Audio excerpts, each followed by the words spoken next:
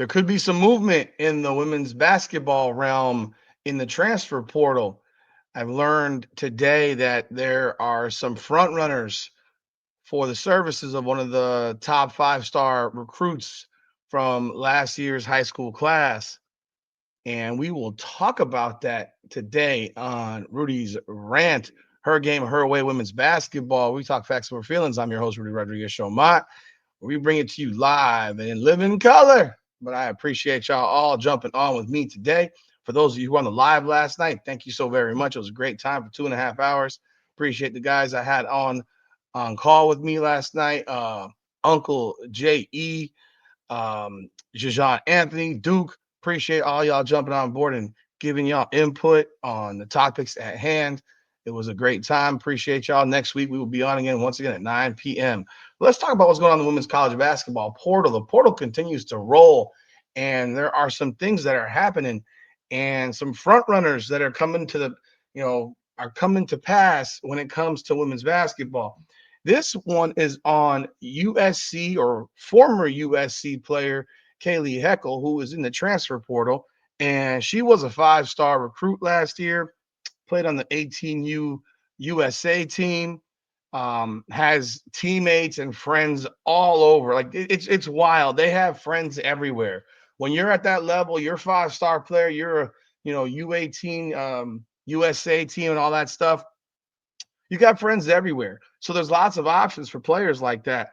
And when it comes to Kayleigh Heckel, there are a couple of front runners that are emerging and in the form of UConn and Notre Dame. Yes, you heard it here. UConn and Notre Dame are at the head of the class. You can expect a decision to likely be made within the next week. Kayleigh Heckel is going to that Plum Dog camp this weekend. So you're going to expect to hear something probably in the next week or so, as she decides to make a decision. There's a number of things that are going on in this, though, that you might not know behind the scenes, and we'll talk about it. So there's teams that have been in conversation with Kayleigh, and from my sources, and I will tell you this: there's other teams that were also involved. That you never know; things could change. But the leaders of the class right now are UConn, Notre Dame, and there are questions in both situations, and there's opportunity in both situations. Obviously, the opportunity with UConn, number one. Kayleigh Heckel's from the New York area. She's from New York. She went to Long Island Lutheran. She's from Port Chester. Her family, it's close to stores. Opportunity to go see her play a lot more than obviously the opportunity to go see her play in Los Angeles. So you do have that opportunity to go drive from Port Chester to stores. So that is an opportunity for her family, naturally be closer to home. Beyond that, you're playing for the defending national champion. That is obviously a great opportunity. You're playing for a team that just won the national championship, and that can matter. Obviously, there's a reason that UConn's been so good for so long. People want to be a part of this opportunity to play for Gino Ariema. I'm hypercritical of Gino Ariema, but there's no debating or denying that the man is still a great coach. I just wondered a lot of his time had passed, and clearly, with the team he had this year and the talent he had this year, it has not. Like I said, while she did go to Long Island Lutheran, she transferred there, obviously for the opportunity to play ball at that school. But she is from Port Chester. Family lives in Port Chester, so there is an opportunity to go to stores, which is a lot closer. The opportunity with Gino Ariema, like I said, a big opportunity to play with Gino Ariema, play with a group of very, very talented players. So there are those options there. She's friends with Sarah Strong.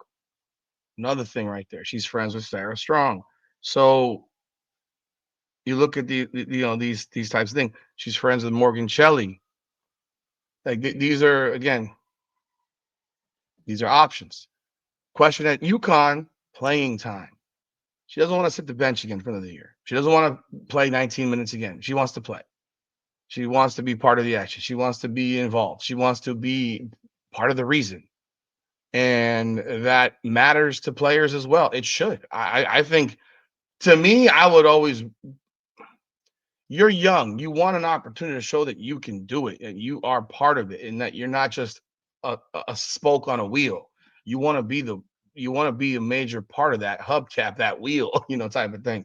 So playing time is a huge question. Will she get that playing time? That's a question. Notre Dame now. Notre Dame, the opportunity is there.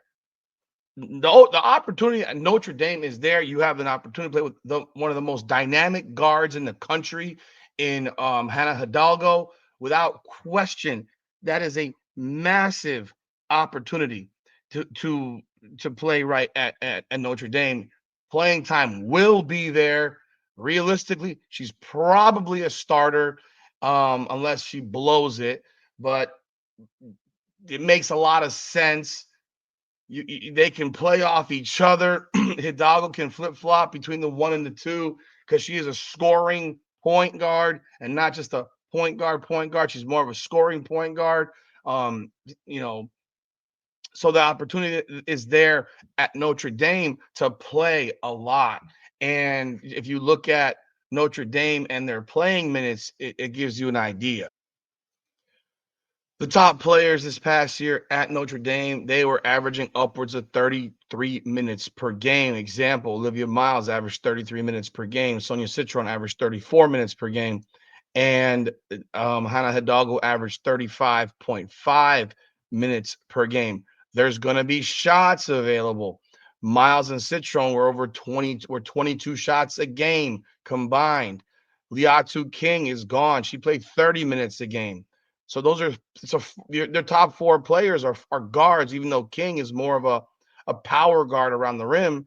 You got three guards that are gone who averaged combined over 90 minutes per game, almost 100 minutes per game, close to about that, and 30 plus shots. So shots are available, minutes are available, opportunity is available, and it would be hard to see that she would not get she'd not be a major part of that equation. Consider this as well. She's Catholic, went to Catholic school, Notre Dame, Catholic school.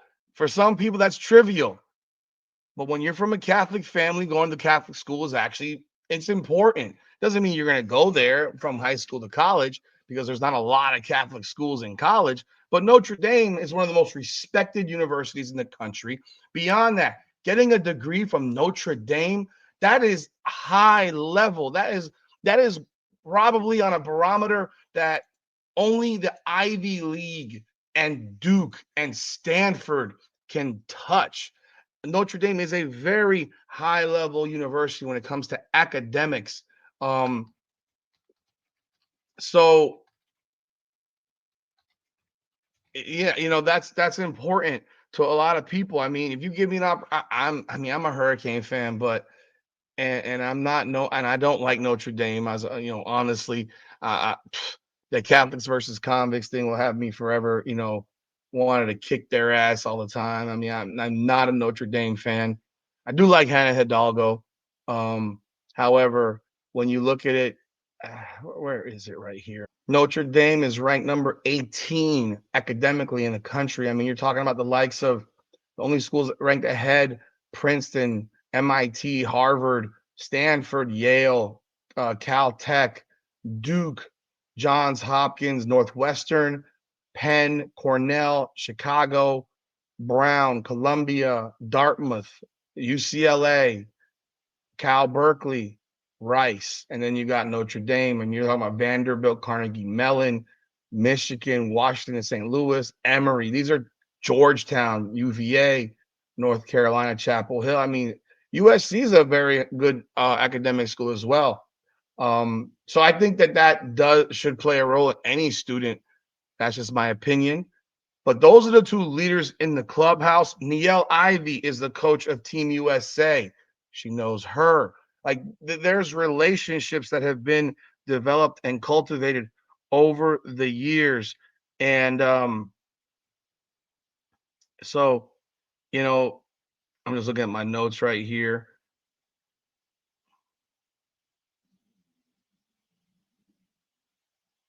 Then there's other schools. I mean, other schools in the conversation were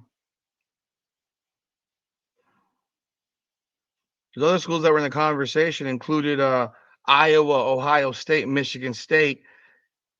Also, Vanderbilt was part of the conversation. In terms of Vanderbilt, the biggest question is what the heck was it right here? The question of Michaela Blake's, and then friends, but it might not be the right duo.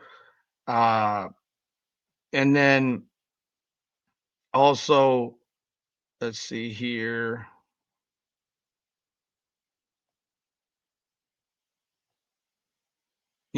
Question is, are the UConn girls are trying to pull her?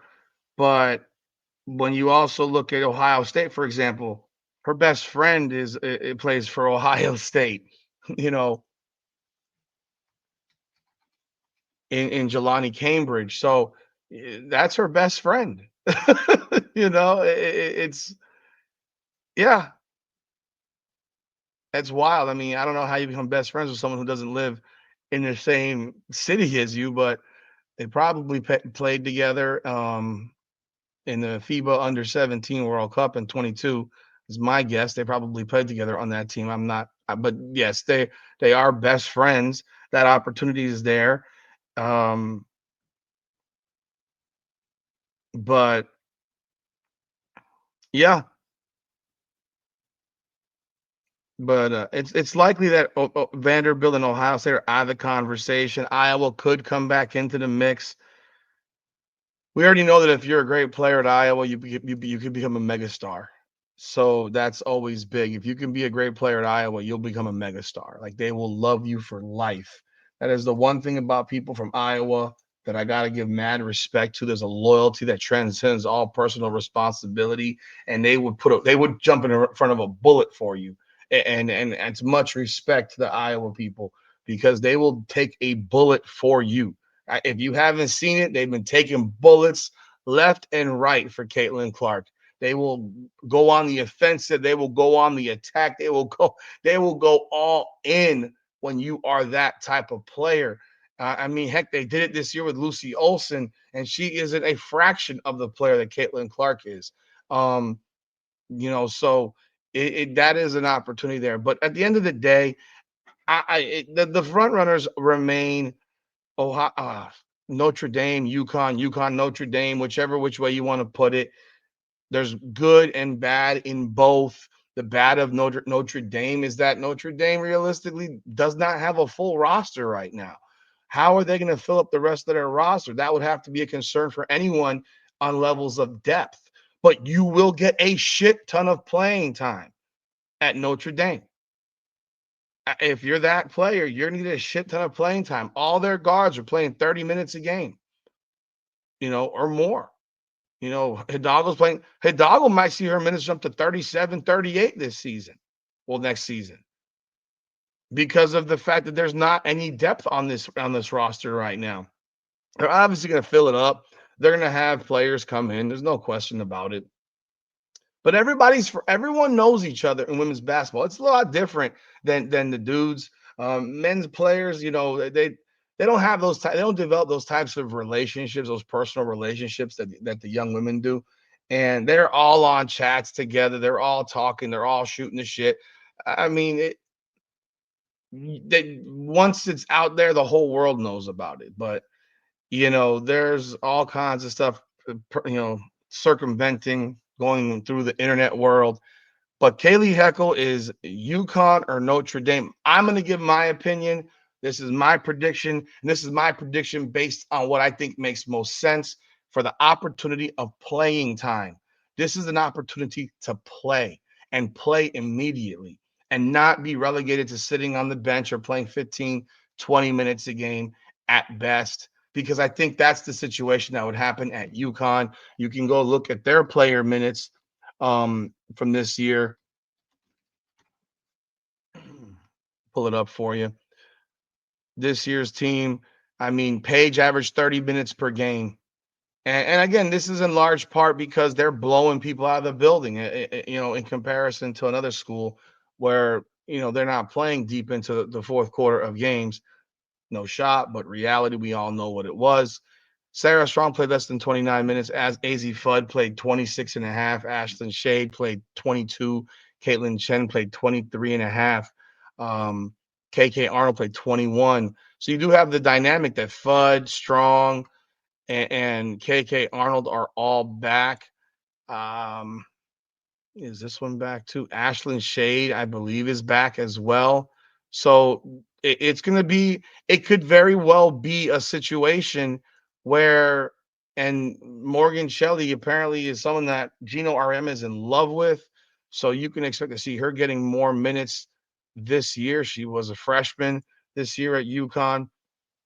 That is the reality, is that there's gonna be a lot more of a battle for playing time, and you could find yourself in the same situation that you were in at USC, where you're playing 19, 20, 21 minutes per game, and you want to do more. You want to play more. You want to take more shots. You want to be a part of the offense more than just a part of the team. So that's an opinion of mine.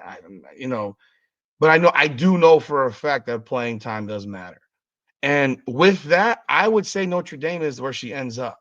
I would say she ends up at Notre Dame. Again, it could change. This is an opinion. It's my opinion. Not nothing that anyone's told me. I do know about the front runners, but no one's told me where she's going. I know for a fact that if I'm trying to get playing time, I'm going to the place where I'm going to play. And that's what it is. Because when you're a five-star athlete, you want to play. Like, bro, this stuff where to see the fact that you had all these five-star level players, top 10 players from the 2021 class that are still in college going into next year, 8 of the 10 are still in college. That's ridiculous. And I don't care if they were injured. The reality is most of them just didn't pan out. They didn't pan out. One, for various reasons, including one of them being maybe you weren't that good. Maybe you capped out. Maybe you hit that level, you peaked and you're done. Because it happens. There are players that peak in high school. And then when you get to that level where you're playing with nothing but competition, and you're not the head of the snake, you don't know how to handle it. And it happens so many people, so many players. Understand, like when you look at the NBA teams, the worst guy in the NBA is closer to LeBron James than the regular guy on the street is to that person. Like these guys that play professional basketball in the NBA are so unbelievably good that you can't possibly quantify. They're among the best players in the world. In the world. Not in this country, in the world. They're in the 0.00000000001%. You're talking 480 NBA players out of 7 billion people. Like that's craziness, folks. So that's why when you know that's why the situation matters. That's why you can't just jump on UConn or South Carolina or whatever, because you might find yourself sitting on the end of the bench. The coach might not just might not like you. They might realize that they don't like you. They don't like your game. They don't like this. They don't like that. So you got to make that decision that's going to help your life. And winning national championships in college, real shit, don't mean dick. It doesn't mean a damn thing to win a national championship in college. It's great. You would love to do it. But unless you like the idea of playing 20 minutes a game, 15 minutes a game, and then what happens if you don't win? Look at all these players from South Carolina that went to South Carolina over the last 8 years or so. How many of them have been cut from WNBA teams? You can go down the list. There's a bunch. Some of whom, hell, many of whom were starters at South Carolina, but they weren't that girl. They weren't that girl. I can look it up. I know the players I'm thinking about. Look at what Malaysia Fulwiley's had to do. She's had to make a decision to leave a school she dreamt of going to because she didn't see it changing there for her. The family didn't see it changing it for her there. to the point where they brought in the leading scorer in the nation, and you think that you're going to get playing time? The writing was on the wall. Dawn Staley did everything outside of telling her, look, it's going to be the same shit next year. People want to argue it. So I think that Kayleigh Heckel, at the end of the day, ends up at Notre Dame. I think it's the best opportunity for her for playing time. I think you're playing next to a dynamic guard. You're the number 2 option potentially. Makes sense. It makes sense. Elite university, elite level college degree, Catholic school. My thoughts. You let me know your thoughts in the comments. You think I'm crazy? She has a relationship with the coach. It's not a complicated discussion. That's my feeling. Playing time trumps, opportunity trumps playing with your friends that you've known for a while. That's my feeling. Because otherwise, she's going to Ohio State to play with her best friend. But that's not going to happen. Let me know your thoughts in the comments. And I tell you right now, Iowa, if it's on me, if it's my opinion, and you're that girl, Iowa will make you a superstar, make you a mega star. Well, let me know your thoughts in the comments. This is Rudy's rant, her game, her way, women's basketball. Like, subscribe, follow, hit that bell. Appreciate y'all. Come on now.